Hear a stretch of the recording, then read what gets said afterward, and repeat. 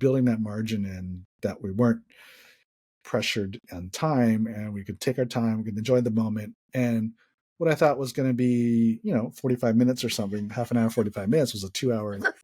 Thriving in Tandem. It's a podcast for you, the married entrepreneur that wants to win in business and marriage at the same time. Welcome to Thriving in Tandem.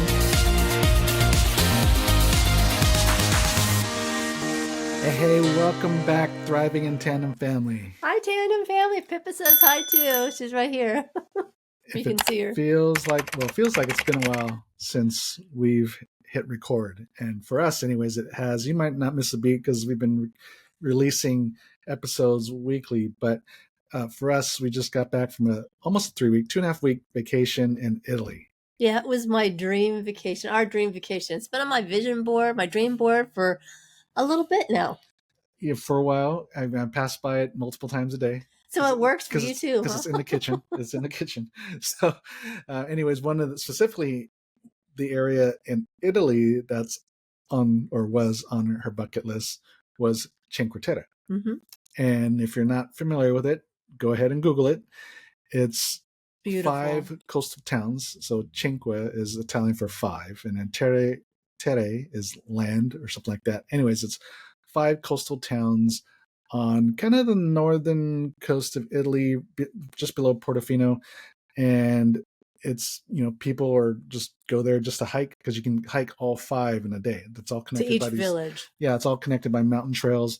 But the towns are on the cliff on the coast. So you're hiking uphill. Yeah, so it starts from the hillside, the mountainside, all the way down into the water. Only the town of Corniglia doesn't have an actual harbor. It's all just up on the cliff. But all the other 4 towns come right down to the water. There's a harbor, and sometimes they have a real beach and all that. But beautiful, it's they've been around 800 years, and so just the colorful. I'm sure you've seen pictures of them. They're like terracotta homes and buildings right in the mountain, and they're overlooking the ocean. A lot of times they used to be.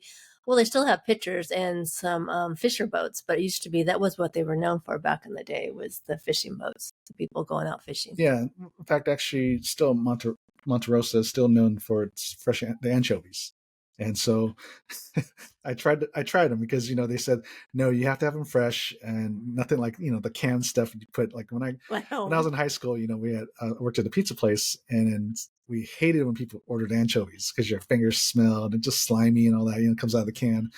So I never liked anchovies. And so, but they said, oh, you've got to try the anchovies, nothing like fresh anchovies. And so I remember when we first got there, I tried it. Still don't like it. No, but they're better than I thought. Better fresh, definitely better fresh than from the can. But they're pretty hearty tasting. Yeah, still didn't quite like. But all the other things that people said you need to try, all the local things, not just in Cinque Terre, but in Florence and Tuscany and all that. Loved all the other stuff. But anyways, I guess I don't have a taste for anchovies. But anyways, all to say is beautiful towns, historical towns, and and then we went to Florence and Pisa, Siena, Montepulciano. Spent a few days in Tuscany. And then out in the country. Ended up our trip kind of up northern area, up in Lake Garda, which is just east of Como. So we didn't go visit George Clooney's house in Lake Como. No, we went to Lake Garda because as we were planning the trip, one of our friends, they're Italian wine distributors, and they recommended go to Lake Garda. They said it's better. All the locals go to Garda. All the tourists go to Lake Como. So I said, okay, yeah, let's try the local thing. And so, yeah, did not disappoint. It was just amazing, just a beautiful lake. And you're basically at just at the foot of the Dolomites, basically the Italian Alps. And it was beautiful. Just a beautiful mountainside lake, right? And then we ended in Milan, sing the Last Supper and those kind of things. So that was our trip in Italy. And you guys, I got to say, shout out to my husband. He planned the whole thing. I mean, I wanted to go to Cinque Terre. That was on my list, as I was saying earlier, my dream board. But he put the whole thing together. We talked about where we wanted to go, but you made it happen. Yeah. And so, one of the things, because part of this episode is about lessons learned, a lot of things we took away from our trip. So now everybody wants to go on vacation with us because they're like, are you on a tour? And we're like, no. Yeah. They're like, oh, we have to go because you guys gone to all these great places, did all this research, and they loved it.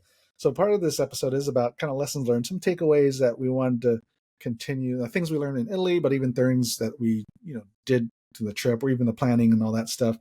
Things that could be that could be applied to our life, our business, and all that. And so, as Kaylee was saying, the planning part, I think one of the things for me, I don't like to ask for help. No, you don't. The way you say it, honey. And so I admit it, Mr. Independent. And I think it's part of the way I grew up. My dad, that's kind of the mentality he had. Don't ask for help, just do it, right? Mm-hmm. You grew up that way too, though. And so I did too. But I've learned to ask for help. Yeah, and I'm learning too. So she's being married to you for 19 years now. What are you trying to say? And so, because you're always asking for help. And so during this trip, and not just this trip, but even when we did our road trip, but one of the things I did, which I'm glad I did. So we were at this wine tasting event, kind of end of last year in downtown LA. All these wineries were representing, and there were some Italian wines represented. And one of them we love, Ornelia. And there's another one we also like, and we've had a number of their wines, Bonfi. So I wanted to go make friends with all these people. Yeah. And we went up and, hey, I said, hey, we're gonna be visiting Italy in May. Is there anything you can do to help set something up? And so, one of the wineries in particular set up a tour of the production, because the production area, the winery, and then they have, like a lot of them do, they have a castle. And so up in the hilltop, there's the castle, and that's where they had the tasting room, the restaurant. There's even part of it was a hotel, beautiful castle built in whatever, 1300, right? And they redid a lot of the castle too, so it was beautiful. Yeah, and just amazing. And so we did a tour of the winery, and then we drove up a few minutes up to the hilltop, and we were in the castle, did a little sparkling taste as a appetizer, and then they led us into the restaurant where we had a 4-course lunch. Because we had told them on this trip, my birthday was on the 5th, so was that, and then we also had our anniversary the next week. And so when we were going for that wine tasting, that was over our anniversary week. And so we had said something to them. It was actually the day after our anniversary. So I said, hey, it's our anniversary. You want to plan a special event? And so, anyways, I remember driving to the winery, and Kaylee's asking me, how much is it going to cost? And I said, well, sure, it's not going to be cheap. But I said, there's an outside chance it's going to be free. I'm not sure. I didn't ask, and I wasn't asking for favors or anything like that. But the way I was corresponding with them, it sounded like it was good. It might be comped, but I wasn't sure. So I wasn't, either way, I was good. So I was prepared to pay. But anyways, amazing 4-course lunch paired with their wines, and beautiful view overlooking their vineyards. Yeah, the service was fabulous. And yeah, and you're in this castle. And right next to it, because we're up against the wall, and right next to us is this kind of window looking thing that says the dungeon. Yeah, the sign says the dungeon. And you look in, and you're actually looking down into what was the dungeon. And it's lit up down there. They just had these wine bottles right down there, and you can no longer go down there because it's bottles. not safe. Because I wanted to go down there. Yeah. So, anyways, it's the end. We had our dessert.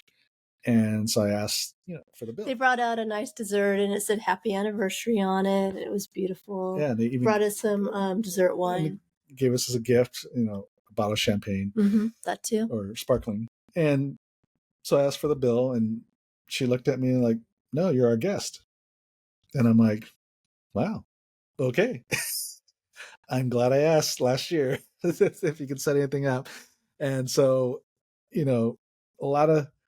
This is just one of the many things that happened, but I think one of the things I've learned, or beginning to learn, is being a little more comfortable to ask. Now, I didn't ask out of expectation. I didn't ask to be comped right at the beginning. And then we found out, sorry, honey, we found out it was a Michelin-starred restaurant as we're walking around the grounds later. So. Oh yeah, and so I was like, wow, that was a great surprise. That's a great anniversary gift. I mean, I thought the bottle of champagne was our gift, and then next thing I know, it's this Michelin-starred 4-course lunch and wine pairing. So anyways, that was that was good. So, that was one of the many lessons I've had as far as, asking, I think. Just ask the question, right? And so, like, Well, a we friend of wanted to mine go said, visit the vineyard. yeah, And usually, there's no charge for that. And people love to show you their vineyard. I yeah, mean, they want people to come visit them and do the tastings and experience the whole loveliness of being at the winery. yeah. And then I remember even in Vernazza, it's one of the Cinque Terre towns. Well, one of the things, like, I guess I should back up a little bit, is what are some takeaways? That was my takeaway. One of my takeaways right there was just ask. Well, and I want to say too, when you say, I want to piggyback on the ask. So we have friends that you were talking about that are wine distributors, Italian wine. We asked them where to stay, where to go, and they connected us with the place in Tuscany. Yeah. And they said, "Oh, it's very rustic. You'll like it. It's out in the country. It's in Well, actually, they said, I'm not sure if you'll like it. Oh yeah." And they connected us there, and we went online and we paid ahead of time, and we really liked it there. Mm-hmm. It was beautiful. It was just in this small winery. They actually do distribute here in the U.S. Tenuto San Jacopo. And so put that on your list, because they do rent out. They had 1-bedroom and 2-bedroom apartments, and Washer and dryer that you can use. yeah, that we did our laundry in. Because one of my other takeaways is about simplicity, and so we're going we to that decided. now. Well, Okay. since we're kind of talking about it, Yeah. anyways, I decided, and then I talked you into it. Traveling light, just basic carry on. Okay, so this is a funny story, you guys. I see people traveling all over with just a carry-on. And way before this trip, like if we're going to Hawaii or wherever we're going, I'm like, oh, honey, we could just do carry-ons. And he's like, oh, no, no, no. Let's just take a big bag. Because I thought, well, if they can do it, get everything in a little carry-on, I could do it. So you're like, no, we're doing carry-ons because you had been to... So for this trip, I said, yeah, let's do carry on. Yeah. Because you had been to Italy before many, many years ago, and you decided you wanted to go snow skiing while you were there. No, that was Switzerland. Sorry, Switzerland. And here you are with your big skis, sticks, boots, suitcase, backpack. Thank God I had a roller. Schlepping all this on and off trains. Yeah, so and hotels. It wasn't just that experience, but also as I was researching Cinque Terre hotels, places to stay there. One, the towns it's just hill, right? You're just on a hill, so which means you're walking up and down, and these are cobblestone streets, right? There's no regular paved streets. These are all the old ancient streets from back in the 1300s, and also lots of stairs. I mean, even getting to your apartment, or even the place, your apartment building. I mean, it's just on a hillside. A lot of them have no elevators, you guys. So you're walking, and so there's no elevators, not in the street level. And so just to get to your place, to your apartment, you're going to be walking upstairs in the alleyways. And these are like steep, and there's a lot of stairs. We're not just talking 5 10 stairs. And I'm just like, I am not schlepping big suitcases, because I know who's carrying these suitcases up and down the stairs. So I said, honey, we're doing carry-on. And she's like, what? Because you always are like, when I want to do carry-on, you're like, no, let's just take big ones. Well, and then when you explained it to me, then I'm okay. Yeah. So then, like a couple of days before, I'm getting ready to pack, and I'm like, oh my gosh, there's no way I'm going to be able to take everything. I kind of like, and then we talked about it, and then I'm like, okay, I can do this. Because the weather, it was saying it was going to be cold and rainy, so I'm thinking, oh my gosh, I'm going to have to pack some heavier stuff to wear, and that can take a lot of space. No, so I just said, pack layers. Just get layers, and like a thermal. And we didn't even have to use those things, because actually, even though it did rain a little bit, it didn't rain like that forecasted, thank God, because it was forecasting that first week to just rain nonstop. And it didn't. It was just that first day, it rained a little bit in that first town in Vernazza, but then it let up, and I packed an umbrella, and temperature-wise, it wasn't very cold. It was just overcast, of course, and then it rained a little bit, but fortunately, we didn't need any big ski gear. Right? It was just it just rained a little bit. But fortunately, the majority of the trip, vast majority of the trip, it was sunny. But all that to say is, we learned that, or I learned, and well, I guess we both learned that we can get away with just carry-ons and keep things simple. I think 18 days. Also, in the trip, the middle of our trip, halfway through our trip was the apartment in Tuscany in the winery. So which means, and I asked them if they had a washer and dryer, and which they did. So I said, okay, so we can do laundry halfway through the trip. So which meant, all right, we can do this, right? So just packed essentials, one set of nice clothes for, nice dinner when we go out, whatever. But I took a couple, 2 or 3 dresses. But the reality is, I think just not just the packing thing, but just showing how we can get away with a lot of stuff. We can keep things simple, not just in traveling, but just in life in general. I mean, being in Cinque Terre, and even though they do have some modern convenience, but at the end of the day, people are still living in the old cities. Mm-hmm. And they don't have the supermarkets. Then there's no Walmarts, right? There's no shopping malls. There's no. A lot of them have no cars. Yeah. Cars, or at least they don't. Not in town anyway. They might have something parked somewhere else, but life is just simpler. Mm-hmm. Well, and we were on plane, trains, and automobiles, and so you need something that you can get in and out easily with your luggage. We had trains too, and sometimes you don't have a lot of time to get on them and get off of them, so you can get to your next train. But also too, just the simplicity of just being able to enjoy what you're doing. Don't have to worry about packing and what you're going to wear and all that kind of stuff, and just enjoying it. Because when especially the first, when we're in Cinque Terre, that's, very simple. You don't have much. There's not room for much. And so even their homes or their apartments are small because they're living in the old buildings. I mean, and so there's not, anyways. No, the businesses though, they're very tiny and they're really efficient with what they have since they're so small. I mean, a lot of them have seating outside in front of the restaurants or service, but they're very tiny. Oh yeah, even the grocery stores that are in town, they're small. They're smaller than a 7-Eleven. I mean, they are tiny. They have their essentials. They have the essentials, and anyways, and then just the way they live, very simple, of course, and it's just about relationships. We saw more, especially you can tell who the locals are, and they're just meeting with people and talking, conversing, and especially at the end of the day, as the tourists are leaving town, the locals come out. Usually it's the end of the day, it's the end of the work day too. They come out into the square, into the piazzas, and then they start talk, talk to each other and just hang out and just sit down and have a glass of wine, or have an aperitif or something like that, and they're just talking and joking and whatever, catching up. Right? It's just interesting to see the shift. Tourists leave and then the locals come out. Well, right? And that was one tip I was going to give, honey. What's that? Is that when you go to these places, we went off season, so it was perfect. It was not busy, and we were very thankful. And we try, when we go on vacations, to go on the off season so we don't have to deal with all the crowds. I know it can be challenging if you have kids. But that being said, some of the best times to go are like early in the morning before people are out, or later in the evening when people are already back at their hotel having dinner. The crowds leave, and then you're like almost have the little towns to yourself to go check out. I know when we were in Florence, our last night, we walked around the bridge. What was that area called? Ponte Vecchio. And it was just beautiful. It was all lit up. The moon was out, and they had a guy playing music, and we just went over there and listened, hung out. There was a big, huge group. On the bridge. Yeah. But I think a lot of people missed that because they're in at 5 o'clock or 4 o'clock at their hotels or eating dinner. Yeah, and also just we kind of designed the trip to be able to take our time a little bit and just take it all in, especially if this is on Kay Lee's bucket list. And so, there's people that will just do all 5 towns in a day, or just do 3 towns in a day, and that's it. And they leave because they run out of time. They can't get in the last 2 on that one day. Well, I think they kind of plan. They know they're not going to get all 5 or whatever. But anyways, they take their selfies and they leave, basically.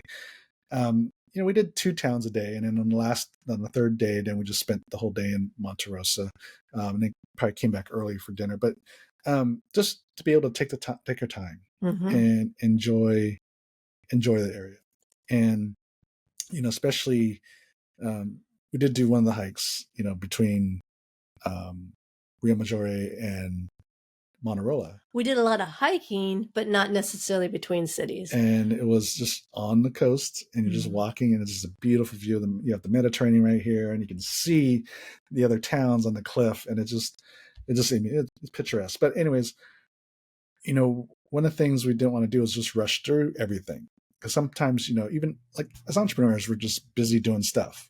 And even sometimes on vacation, we're just busy doing stuff. We got stuff planned, we got an agenda, we got things to do, things to see, and all that. And people are just kind of rushing through and not really sitting back to enjoy. And kind of to what you were saying earlier about, but missing those opportunities to, one, we like to meet the locals and just kind of hang out, and you also learn stuff and you get referred to places you need to see that it's not on the tour books and all that kind of stuff. But in Vernazza, we did, we had our Rick Steves book. And so he recommended a couple wineries to visit. So we went to one. And I remember I go to the tasting room and said, it's up on the hill. So we, walking to the top of the hill above the town.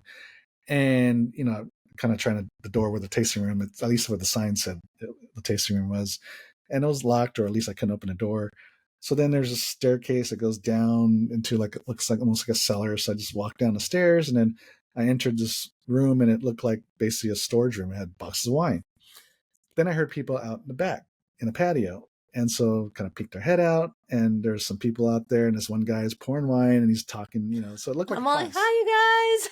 Can we come join your party? So it looked like a class, and I was like, oh, well, do we, barge into a set class? And they're like, no. So they said, come in. They set out a couple chairs, and so it ended up where it was the owner and his daughter, that worked the winery, and it was just next to, and then the other two couples that were there were from Finland, so they're tourists as well, and so they just start pouring, and he just starts pouring. And I'm like, okay, well, how does this work? Am I just buying a glass, or I wanted a flight? I want to taste their different wines. And they're like, oh yeah, there'll be a flight. But as he's pouring, I'm like, this is like a full glass of wine. so I'm like, how many wines are in a flight? She's like, 4. I'm like, oh, well, I'm going to 4 glasses of wine. I go, this is going to be interesting. Anyways, but he was just telling the stories about the wine, the winery. He's even pointing out, because we're in a mountainside, right? And so the vineyard, a lot of times we're in wineries, you're looking down on the vineyard, but in this case, you're looking up the vineyard. It's all on the hillside. Everything's terraced, very steep, and so you're just looking up the hill or up the mountain, and it's just the winery is just from down to up, right? So, anyways, he's having a good time telling stories. We're having a good time talking, even with the other tourists. And it was just, we had a big old party. Yeah. Fun party, just laughing. One of the ladies was trying to set up her son with his daughter, who's standing right there. But anyways, it was pretty hilarious. But we had a great time, right? All about enjoying the moment. And I think if we had a tight agenda, we wouldn't have stayed. And so building that margin in, that we weren't pressured on time, and we could take our time, we could enjoy the moment. And what I thought was going to be, 45 minutes or something, half an hour, 45 minutes, was a 2-hour adventure. And they're telling us where to go for dinner. And the bigger his stories got, the bigger his pours got. So yeah. And then we asked, hey, it's dinner time. Like, where should we go? And so he told us where to go. And then we got there and we told him, hell yeah, so-and-so told us to come here. And they just, a lot of people already left the city. So it was like the tourists. Tourists. So we had it to ourselves. And all that to say too is, I really enjoyed, because it had been on my bucket list for so long. And I'm one to check things off. Let's go on to the next. But I told myself I really need to be intentional about taking it all in, enjoying it, the moment, as much as I could. And you were just so patient with me and let me take my time and do that. Because as a child, I swear, I think we went to Grand Canyon and we spent 5 minutes there. And so all that way. And I didn't want this trip to be like that. I wanted to be able to feed my soul. And it definitely did. Yeah. And so, we're just trying to be just very intentional the whole trip, to take in the moment. And every once in a while you'd say, oh, let me stop. And we stop and we look, whether it's over the Mediterranean or over the vineyard or over Tuscany or whatever, Ponte Vecchio, you name it. And so we did that. And another thing that really kind of reinforced that, taking it in, enjoying the moment, when we're in Montepulciano. And this is in Tuscany. It's going to come to the middle of Tuscany. And in Tuscany, there's all the towns, or all the old ancient towns are on the hills, on the hilltop. Because back then, you want to be high so you can see your enemy, right? Mm-hmm. So you have a castle, you have a fortress, you have walls that surround the city. And so you're on this mountaintop, and we're in Montepulciano. They're known for a couple different types of wines, and so we were I want, hey, there's shows there's some old wine cellars that you can go visit. And so we went down into this, you're in the main piazza where, the Duomo is, and there's the Duomo, the city hall, and all that. And these are the old city halls. So these are like, again, 1200, 1200 AD. But we went into this one wine cellar, right? There's a wine shop or a wine bar right at the edge of the piazza. And it's been there for years. And actually, the wine cellar was there. It's been there for forever. So you can literally go down underneath the city, underneath the wall, the ancient walls, and there's wine cellars that's been there for 800 years or so. And they're still using it. The winery still uses it because it's, perfect. The temperature's perfect and humidity is perfect and all that. And so they're still storing and aging wine down there. Because they don't have AC, a lot of those places, and and they're so old. Well, and also still, regardless of where you are in the world, like wine cellars, wine caves are always the best because one, they're cool down there. Yeah, and because electricity would be expensive, right? Regardless of who you are, where you are, having natural climate control is ideal. So, anyways, we go down there, and then we're done with the tour. We come up and we get a glass of wine, and we're overlooking the piazza, and so just get a glass of wine, just take it all in, right? So the wine steward comes out, serves us our glass, and it's like asks us, "Are you going to be here for sunset?" And I'm like, "I'm not sure yet. I think we might have to go back." He says, "Oh, you need to stay here for sunset." He got all like passionate, like, "You got to stay here for sunset."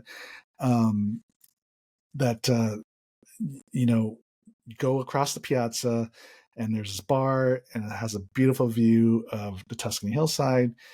And he says, many times after work, he goes there, he grabs a beer, and just sits there and enjoys the view, because he says the lighting at towards sunset, just the lighting over the valley is just beautiful. And he's describing it, right? Remember, he's very passionate. And I'm just getting a kick out of it because he's like, he's lived here. I don't know if it's all his life, but he's lived here a long time, and he works there and all that. But even so, he still goes and appreciates where he lives and appreciates the beauty. Whereas a lot of us, I think, take a lot of times things for granted, right? I think you don't see it anymore. You're so used to it. Yeah, whether a beach, a lake, even a beautiful mountain, whatever. Sometimes you're still busy in doing life and work and business and all that. You don't always take the moment to enjoy. And here he is on almost a daily basis. When he gets off of work, goes and enjoys and takes it all in. So I thought that was a great story and reinforcement to me anyway about don't just let life and business and busyness just pass you by and let life pass you by, but take the time to enjoy. I think enjoying where you are, enjoying things. I think that really does something for your soul, because we're so busy, right? And a lot of times we feel, sometimes in the busyness, we're like, "Oh, I wish I need a vacation. I need a break." And you have those conversations, right? But I think when you're intentional about regularly, daily taking something in and enjoying something, you don't feel as worn down, and you don't think you feel as, "Oh, I need a break," as much. Certainly we all want to have a vacation anyway. We're ready for our next one. But you don't have that. You don't have that dread, like, "Oh, I need a break," right? I think when you're regularly practicing gratitude, enjoyment, and taking it all in, you may not live in the hills of Tuscany, right? And we live on kind of on a busy street, but there's places we can go to enjoy things, right? Or just enjoying what we do and just appreciating what we have and what we do. And I try to do that on a daily basis like you do, honey. But anyways, anything to say about that? Well, I was going to say too, when you're talking about enjoying it and kind of taking it in and relaxing, I know at the end of our trip, we were like Lake Garda, and we went and visited the villages and took a ferry boat, which was lovely and beautiful. And you're like, okay, so the next day we're just going to take it easy. It was like at a spa place where you could, they had jacuzzis outside and hot tub. Well, I guess that is a jacuzzi, like, and a The sauna. sauna you're talking about. That's what I was trying to come up with. And I'm like, but there's more things to see. I got to go on adventures. I love going on adventures. And then I had to shift my mindset because you're like, honey, I don't want to go home and be tired, like exhausted, and then get on the plane. And then I'm like, okay, this is good. Even though in my mind I wanted to go seeing things, see and be on the adventure, I had to switch my mindset to, okay, it's okay to relax. It's good for me to relax. It's, replenish my body and my soul and do something for me because we had been doing it a good amount. Yeah, we've seen a lot. And, I think you got to come down to it's not like we're going to see everything anyway. And, we paid, we have this hotel. It's on kind of up the hill over lake with a beautiful panoramic view of Lake Garda. I mean, just absolutely picture perfect. Go to Thriving in Tandem, our Instagram page, and you can see some of these pictures. And so, you got this beautiful view, and it's a hotel spa, and it's included is access to jacuzzi, the saunas, and there's, as Kay Lee was saying, there's this outdoor sauna, and we had to ask her what's an outdoor sauna, right? Because you figure you'd go inside to be in the sauna. Well, outside, right on the edge, with this beautiful view of Lake Garda, is what looks like a really big wine barrel. Mm-hmm. Just the best way I can describe it, and it's on its side, and so there's a door in one way. And inside there's two beds on each side of the barrel, basically. It's a hot sauna. It's hot. It's a dry sauna, and on the end of the wine barrel, so one end is the entrance, the door to get in. On the other end of this wine barrel is just pure window. I mean, just think about this as a wine barrel that you can walk in and out of, right? And you can lay it big enough where there's a bed inside. And there's just all it is one big window at the edge of that wine barrel with just this view of Lake Garda. Mm-hmm. And, I'm like, okay, we're paying for this. And it would be a shame to leave and not take this all in. I mean, we did. I mean, the other 2 days before we did schedule time to do all that. But to take the day and decompress a little bit, because we were busy almost 2 weeks before, and then do the sauna, do the jacuzzi, the pool. We got a nice space in the pool that was right on the edge, overlooking the lake, and then scheduled massages, right, and just chill. Did some journaling, did some reading. Yeah, and the day went by really quick. But to so I was thinking, I was like, it'd be a shame not to take advantage of all of this, right? I mean, we're paying for this, and so that's why I made sure. So yeah, our last day here, let's just take the day and let's just relax. And because we had technically one more stop in Milan to do a couple things, but again, this is almost 2 weeks in, so I didn't want to go home tired. I don't want to just I don't want to have to need a vacation from the vacation kind of thing. So anyways, all that to say is that we don't always need to stick or have an agenda for everything. I think it's good to just turn it off sometimes. You just gotta figure out, even on vacation, right? As you're kind of hearing us, how sometimes we have to kind of fight just doing, and fight doing, and just be, and just be there, take it all in, enjoy the moment. And we had a great day to just soak in the views, soak in the environment, and just kind of hang out. Right? Anything else, Cindy? I want to say don't sweat the small stuff, because when you're traveling, things are going to happen. Nothing goes perfect all the time. Things pop up you didn't expect. Maybe you missed a train. Maybe you're having rent-a-car problems. All different things can happen. And you don't want that to ruin your trip. Yeah, that's good advice, Cindy. Because we did have things that popped up. And I'm like, okay, I just have to roll with this because, what else can I do besides be upset and then make him upset? And I don't want my trip to be upset about some piddly little thing. Yeah. So anyways, that was our trip to Italy, and hopefully these are some of our takeaways, and hopefully some of this stuff. Oh, I got one more. Okay. I was very surprised that they all wanted cash. Like here in America, they don't want cash. I mean, I will take cash, and thank you very much. I will take it. But there, they all wanted cash. They didn't want credit cards. I'm like, that is great for business, boy, because you're not paying all those service charges. Yeah. And so, anyways, I had to make sure I had some euros on me, and then also make sure I spent it all because I didn't want to have to do the exchange again because you lose money on those exchanges, right? So, anyways, hopefully, one or two or so of these takeaways resonate with you. About just in just simplicity, enjoying the moment. Don't get so stuck to your agenda. Going with the flow, especially when you're on vacation. You just got to go with the flow. I mean, Mm-hmm. things happen, just like in life. Things happen, and you can allow it to ruin your day, ruin your year, whatever, or you just deal with it because a lot of these things, like stuff we're talking about, are just out of our control. Mm-hmm. Like when the cab dropped us off at the wrong rental car company, Mm-hmm. and then, anyways, we won't get into that. Yeah. But See? so out of my control, I guess. And so, but there's a couple of things, but yeah, we just have to roll with it, and it all worked out. We finally got to our place. We got our car, and we got to Antinori Winery and had a great time. And then, anyways, hope this resonates. These are some takeaways from our trip to Italy. Go to Thriving in Tandem, our Instagram page, and check out some of our pictures and videos on that. Especially because a lot of people are now asking for our itinerary, which I do Yes. have on Google Docs. So if you do want it, let me know. Reach I out can to send us. it to you on Google Docs. The hotels we stayed at, the train, all those things. But definitely follow us on Instagram because we put so many pictures of food and Cinque Terre and all of our adventures and friends we made. Yeah. So thanks for hanging out with Thriving in Tandem, our podcast here. And until next week, hey, God bless. Ciao. Ciao. Thank you for listening to the Thriving in Tandem podcast. Please visit our website, marriedentrepreneur.co, for a variety of free resources to help your marriage and business succeed. And feel free to leave us a review and share this episode with another married entrepreneur. That would mean so much to us. See you next week.